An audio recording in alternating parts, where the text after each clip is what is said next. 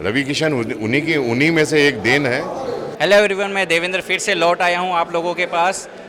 हमारे साथ में बॉलीवुड टेलीविज़न के बहुत ही बड़े सुपरस्टार सुरेंद्र पाल सर, जिनको हम लोग दमराज किलविस के नाम से जानते हैं। मैं तो बचपना फ़ैन हूँ सर का।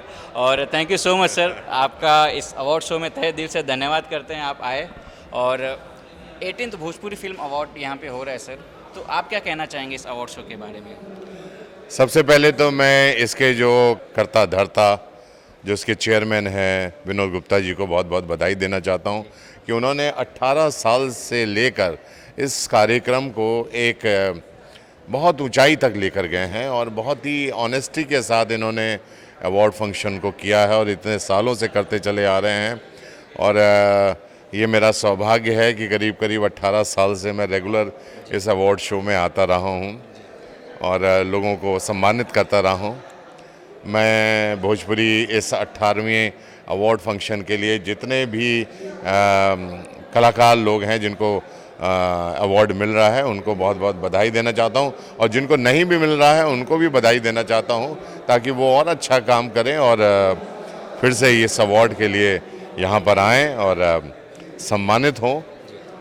ये वो मंच है जो आपको पूरे देश विदेश तक लेकर जाता है, लोगों के बीच में लेके जाता है, जनता के बीच में लेके जाता है, हमारे वेल विशर्स के बीच में लेके जाता है, हमारे चाहने वालों के बीच में लेके जाता है।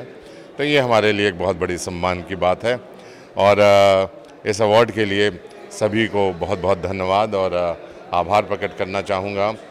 ये अवार्ड बहुत सक्सेसफुली मुंबई शहर में चलता रहा और इसने एक अपनी जगह बनाई, और मैं ये कहूँगा कि भोजपुरी में इसने एक नया प्लेटफॉर्म बनाया। जी हाँ, और बहुत ही खूबसूरत इस पर भी मैं आपसे सवाल करना चाहूँगा। अभी जैसे कि आप विनोद सर को बहुत पहले से, बहुत समय से जानते हैं, और इन्होंने जो अवार्ड का शुरुआत तब किया था जब हमारी इस इंडस्ट्री की शुरुआत भी नहीं हुई थी, कोई प्लेटफॉर्म नहीं था। जी, सबसे पहला फिल्म अवार्ड जो था 2005 में भोजपुरी फिल्म अवार्ड विनोद गुप्ता जी द्वारा किया गया था, और तब से लेके आज तक लगातार ये प्रयास कर रहे हैं और किए जा रहे हैं और बहुत अच्छा प्रयास किया। ऐसा नहीं है, मैं कहूँगा कि इन्होंने प्रयास किया, एक बहुत अच्छा प्रयास किया और बहुत अच्छी तरह से।